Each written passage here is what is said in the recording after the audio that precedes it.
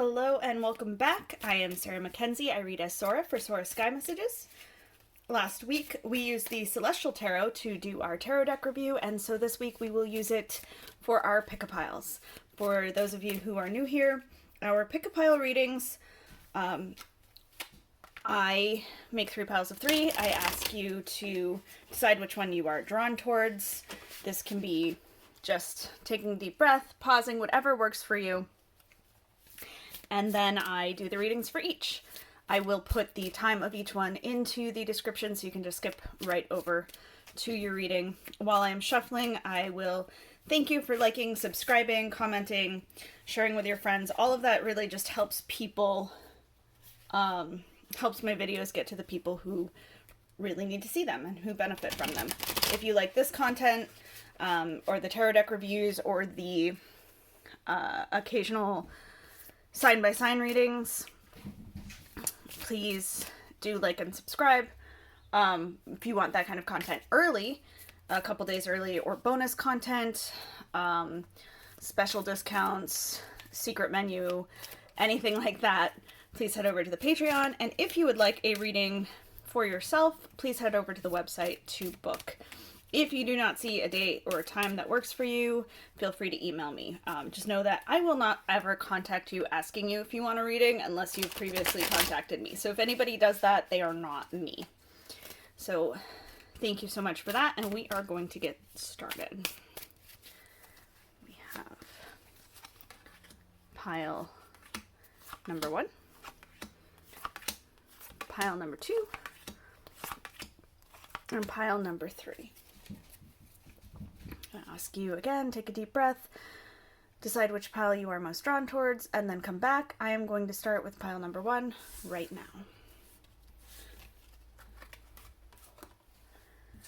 For pile number 1, we have the Hierophant, the King of Cups, and the 9 of Pentacles.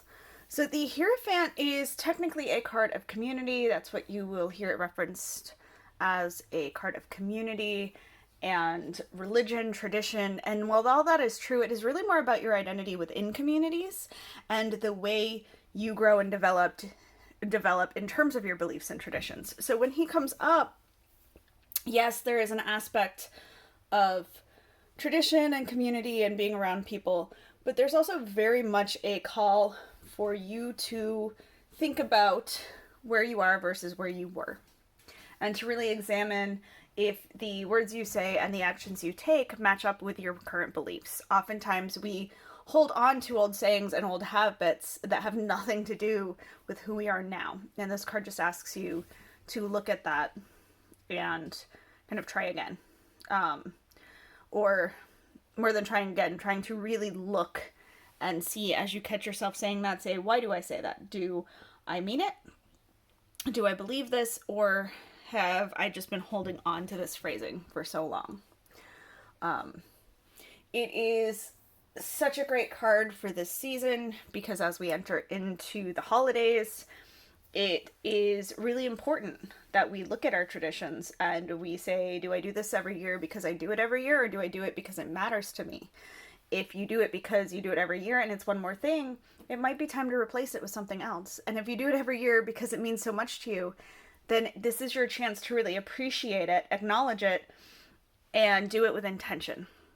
So I love this setup because it's asking you who you are and how you want to show that, and asks you to add that kind of meaning back into your life by making sure it lines up with yourself.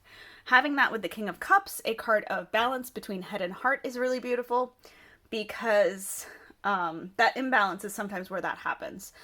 Or rather, that imbalance can happen from this. If you are strictly doing things out of habit, even though you have learned and grown and evolved, your heart and head can be in totally different places. So this is asking you not only to decide who you are, but what makes you happy. And how you can maintain that level of appreciation for yourself and for those who came before you, for those around you, for your community, while also being true to yourself. So it's a big ask for this week, but you can definitely do it. And lastly, it brings us to the 9 of Pentacles, which is a place of comfort, of having enough, And I love this because the more we act in alignment with ourselves, the more we get the resources, the more we get the opportunities, or at least the more we see the opportunities that are there to get what we need.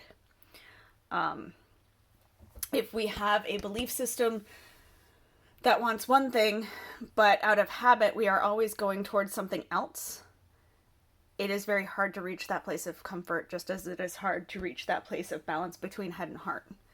So the more time you spend with yourself, the more time you look at your beliefs and why you believe what you believe, the easier it is to get to that point of comfort, and of having the resources you need and everything that makes you feel secure and safe in a level of like resources, a level of income. So good luck with that, whether you do this by journaling, by meditating, however you are working towards that goal. Good luck and thank you. Moving into pile number 2, we have Temperance, the Seven of Swords, and the Two of Pentacles. So Temperance is a card of alchemy. It is a card of having all the right pieces, and not being afraid to take a calculated risk. There comes with this card an understanding that there are no guarantees, and whatever you set out for, you absolutely might fail.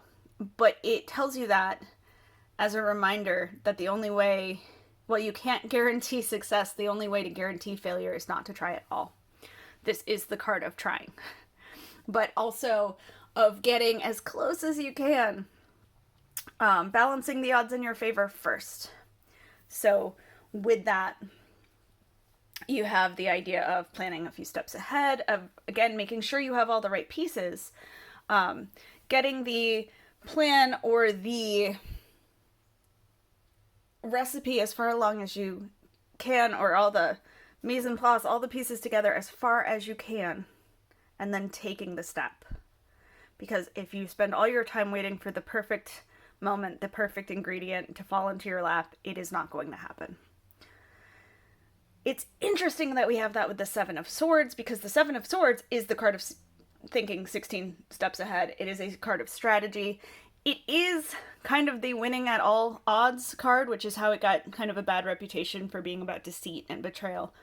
But it really is about doing your best, being strategic, and doing everything you can in your power to win.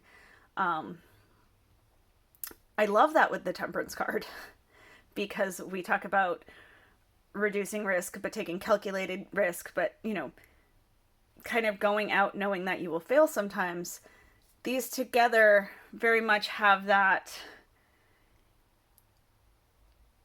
making a plan, following the plan, adjusting the plan together that will hopefully bring you that perfect recipe.